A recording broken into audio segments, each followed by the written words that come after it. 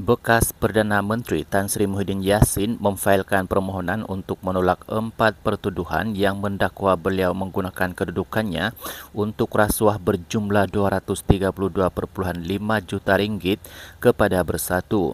Presiden Bersatu memfailkan makluman berhubung cadangan untuk meluluskan keputusan Cetan Jitawani and Company malam tadi di Mahkamah Tinggi di sini dan menamakan pendakwa raya sebagai responden. Muhyiddin yang juga pengerusi Persatuan Kebangsaan PN memintanya dibebaskan dan dibebaskan daripada 4 pertuduhan terhadapnya 10 Mac lalu. Selain kes itu ditangguhkan di Mahkamah Session. Terus menyokong affidavit yang difailkan dengan pemberitahuan cadangan itu, beliau menuduh 4 pertuduhan itu cacat dan tidak sah mengikut undang-undang.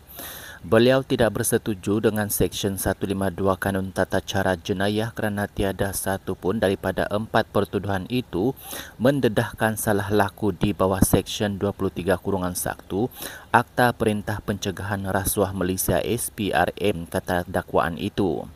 Muhyiddin 75 tahun sebagai Perdana Menteri ketika itu dan Presiden Bersatu didakwa menggunakan kedudukannya untuk membayar rasuah berjumlah 232.5 juta ringgit daripada 3 syarikat iaitu Bukhari Equity Sendian Berhad, Nepturi Sendian Berhad dan Memfor Sendian Berhad dan Datu Azman Yusof bagi pihak yang berkaitan.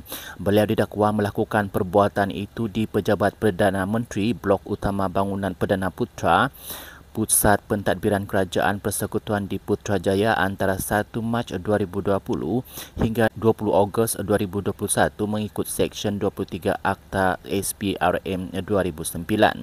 Muhyiddin yang turut berdepan 2 pertuduhan menerima wang hasil aktiviti haram berjumlah 195 juta ringgit daripada Bukhari Equity yang dimasukkan dalam akaun CIMB Bank milik Bersatu. Beliau didakwa melakukan perbuatan itu di CIMB Bank, Cawangan Menara KL, Jalan Stesen Central di sini antara 25 Februari 2021 dan 16 Julai 2021 serta 8 Februari dan 8 Julai 2022 mengikut Akta Pencegahan Pengubahan Wang Haram, Pencegahan Pembiayaan Keganasan dan Hasil daripada Aktiviti Haram 2001.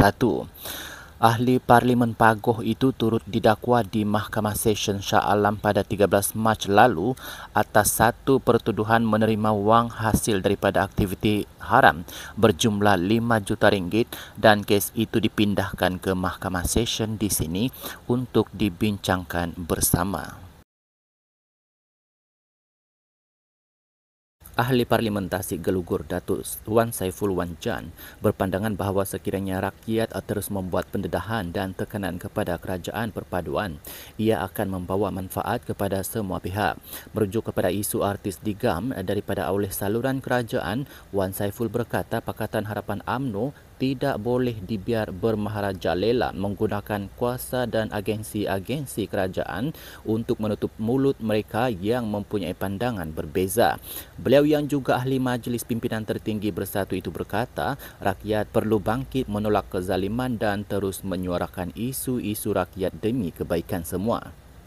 Pagi ini saya dapat makluman bahawa Dayangku Intan iaitu penyanyi sudah dihubungi dan dimaklumkan bahawa persembahan beliau kini akan disiarkan. Gambar dalam poster yang sebelum ini dipadam pun dah dimasukkan semula. Saya harap perubahan ini benar dan tidak berlaku pemotongan saat akhir. Perubahan keputusan ini dilakukan setelah rakyat bangkit menolak kezaliman yang cuba dilakukan untuk menggam artis tertentu disebabkan latar belakang mereka. Secara khusus, saya hargai tindakan segera netizen yang rata-rata turut mengkritik percubaan untuk gam artis, katanya menerusi satu hantaran di Facebook. Terdahulu, utusan Malaysia melaporkan kerajaan perpaduan digesa untuk tidak menyekat persembahan artis-artis tertentu daripada disiarkan di semua saluran radio televisyen Malaysia RTM. Ini selepas Wan Saiful mendedahkan terdapat cubaan menyekat persembahan artis tertentu daripada disiarkan di RTM. Ini apabila pegawai-pegawai saluran penyiaran nasional diarah membuat pemeriksaan latar belakang terlebih dahulu sebelum dijemput membuat penampilan.